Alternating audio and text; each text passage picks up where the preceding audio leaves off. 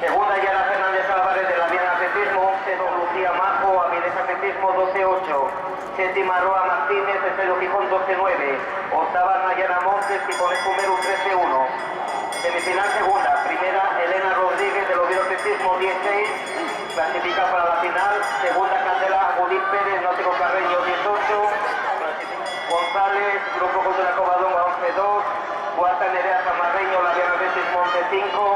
Quinta, Paula María Augusto, Atlética Belecina 11-7. Sexta, Marta García, Náutico Carreño 11-9.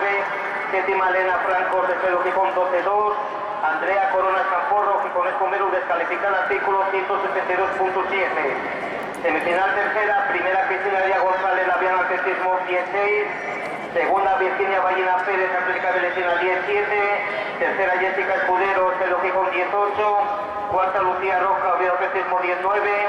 Quinta, Paula González, Avilés Atletismo 10.